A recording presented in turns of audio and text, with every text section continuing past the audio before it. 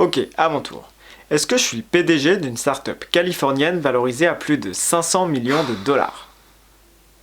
Ça veut dire non?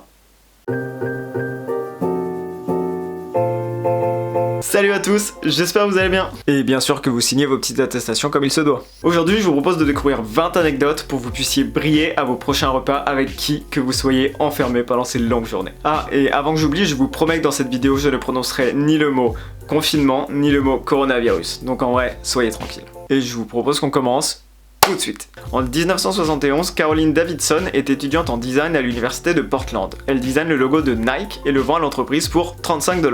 La lettre I présente sur les produits Apple tels que l'iPhone, l'iPad ou l'iPod désigne à l'origine le mot Internet. En effet, c'est plus stylé de dire iPhone qu'Internet Phone, ouais ça... ouais, ça se tient. Le plat le plus posté sur Instagram est la pizza, suivi de près par les sushis et la viande rouge. Les 3 emojis les plus utilisés au monde sont le mort de rire, le cœur et la petite tête avec les yeux en cœur. Si AirPod était une société indépendante, elle serait la 32e entreprise mondiale en termes de chiffre d'affaires et de volume de vente. Les utilisateurs passent en moyenne 28 minutes par jour sur Instagram. En vrai, j'en connais qui explosent largement la moyenne. Mark Zuckerberg est daltonien, il ne voit ni le vert ni le rouge et c'est pour ça que Facebook a pour couleur le blanc et le bleu. S'abonner à la chaîne YouTube Tectonic augmenterait votre intelligence de 83% selon une étude américaine que je viens d'inventer. Non, en vrai, si vous passez un bon moment jusqu'ici, abonnez-vous parce que je vous promets qu'il y en aura d'autres.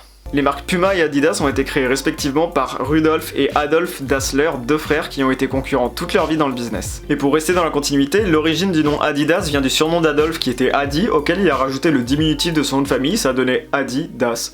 Voilà, tout aussi bête que ça. La série la plus vue au monde sur Netflix en 2019 c'est Stranger Things et en France, vous vous en doutez, c'est la Casa de Papel. D'ailleurs, Netflix a failli s'appeler Kibble, c'était son nom provisoire à l'origine. Vous imaginez? Genre, en fait, on aurait dit « Eh, tu veux passer à la maison ce soir? On peut se faire une soirée Kibble? Ah, tu veux pas? T'as un truc de prévu? Ah. Ok. Pour avoir leur étoile sur Hollywood Boulevard, les stars doivent payer 30 000 $ et rédiger une lettre pour expliquer les raisons pour lesquelles elles veulent cette étoile. À ses débuts, la ville de San Francisco a en partie été construite grâce au bois des bateaux abandonnés par les prospecteurs dans le port de la ville à l'époque de la ruée vers l'or.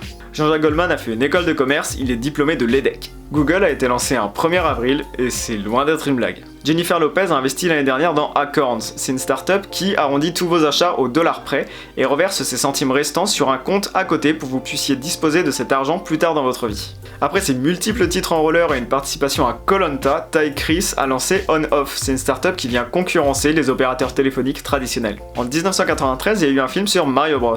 Et c'est Tom Hanks qui était pressenti pour jouer le rôle du petit plombier moustachu, cependant Nintendo a décidé de se passer de lui parce que l'acteur demandait bien trop cher. Et en vrai, dans ce film, il y a rien qui va, ils ont flingué l'image de Mario, donc en vrai, tant mieux pour Tom Hanks. C'est vrai, qui continue à résoudre le Da Vinci Code et tout ça, c'est très bien. Et enfin, dernière anecdote, le premier CV de l'histoire a été envoyé au 15e siècle par Léonard de Vinci lorsqu'il envoya une lettre au duc de Milan pour se faire embaucher et qu'il y joignit une liste de ses expériences professionnelles. Voilà, c'est tout pour aujourd'hui, j'espère que ce nouveau format vous a plu, j'ai essayé de faire un truc un peu dynamique, un peu différent. En vrai, si vous connaissez des anecdotes rigolotes, mettez-les dans les commentaires, je les garderai, et puis je pourrai sélectionner les meilleurs et les mettre dans la prochaine vidéo de ce format que je ferai. Et pour ceux qui veulent soutenir le projet, il y a juste une petite chose à faire, abonnez-vous et parlez-en autour de vous, comme ça on pourra faire grandir la communauté et on sera toujours plus à se retrouver chaque semaine. Et sur ce, je vous dis à mardi prochain pour une nouvelle vidéo.